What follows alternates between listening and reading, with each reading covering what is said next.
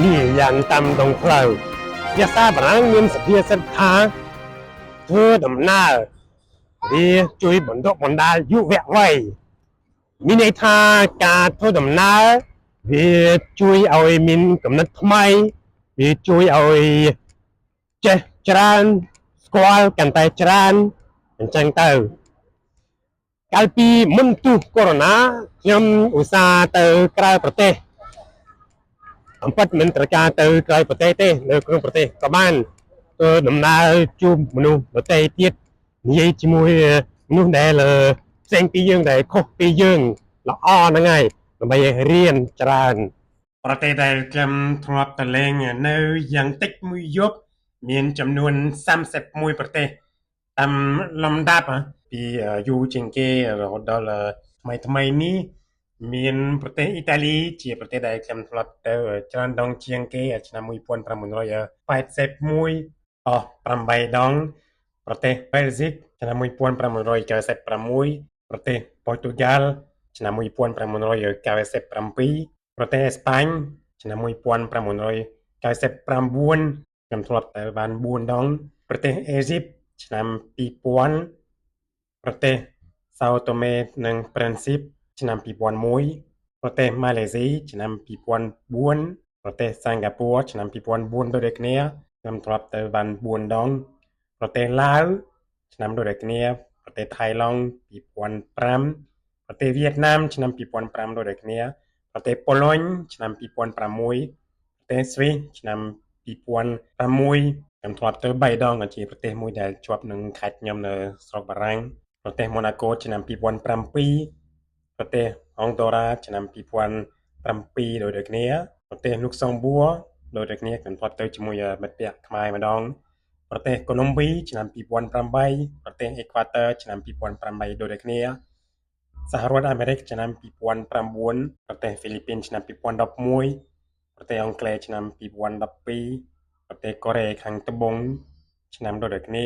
ប្រទេសកូរ៉េខ្ញុំធ្លាប់ទៅបាន2ដងប្រទេសហៃទីឆ្នាំ2012ប្រទេសឥណ្ឌាឆ្នាំ2015ប្រទេសប្រេស៊ីលឆ្នាំ2016ប្រទេសបារ៉ែនឆ្នាំ2017ប្រទេសសេសែលឆ្នាំ2017ដូចគ្នានិងឆ្នាំដូចគ្នាប្រទេសម៉ាដាហ្គាស្កាប្រទេសសេនេហ្គាល់ឆ្នាំ2018ហើយប្រទេសដែលខ្ញុំធ្លាប់ទៅមួយថ្ងៃមានប្រទេសអាល្លឺម៉ង់ឆ្នាំ1992បូរីវ៉ាទីកង់ឆ្នាំ1994ខ្ញុំធ្លាប់ទៅ4ដងប្រទេសសាំងម៉ារាងឆ្នាំដូចគ្នាប្រទេសហូឡង់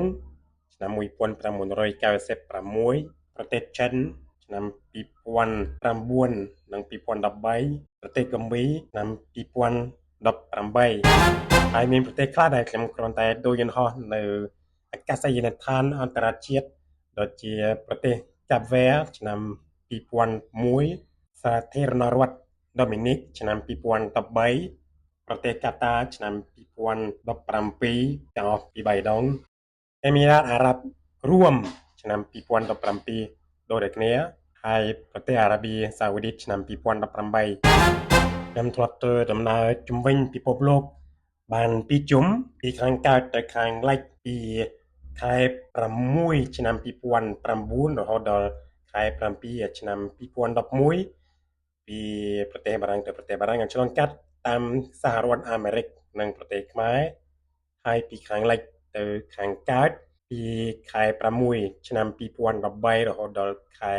7ឆ្នាំ2013ដូចគ្នាពីស្រុកខ្មែរទៅស្រុកខ្មែរឆ្លងកាត់តាមសហរដ្ឋអាមេរិកហៃទីនិងប្រទេសបារាំងកន្លែងខ្ពស់ជាងគេដែលខ្ញុំធ្លាប់ទៅគឺជាភ្នំហ្គាហ្គានៅប្រទេសអេក្វាទ័រឆ្នាំ2008កម្ពស់4425ម៉ែត្រនិងកន្លែងដែលទាបជាងគេខ្ញុំធ្លាប់ទៅឆ្នាំ1996នៅប្រទេសហូឡង់នៅឆ្នេរសមុទ្រ Schweinenigen កម្ពស់10ម៉ែត្រក្រោមកម្រិតទឹកសមុទ្រកន្លែងខាងជើងបំផុតដែលខ្ញុំធ្លាប់ទៅគឺទីក្រុង Manchester នៅប្រទេសអង់គ្លេសឆ្នាំ2012ហើយខាងត្បូងបំផុតដែលខ្ញុំធ្លាប់ទៅគឺទីក្រុង Sao Paulo នៅប្រទេសប្រេស៊ីលឆ្នាំ2016 ជាចុងក្រោយខ្ញុំសូមសួរសំណួរទៅបងប្អូនទស្សនិកជនប្រិយមិត្តថាទៅបរទេសនិងទៅក្រៅប្រទេសវាខុសគ្នាយ៉ាងដូចម្ដេចនេះយ៉ាងនៅខាងដុនពេញសារព័ត៌មានថ្មីៗដាច់កំ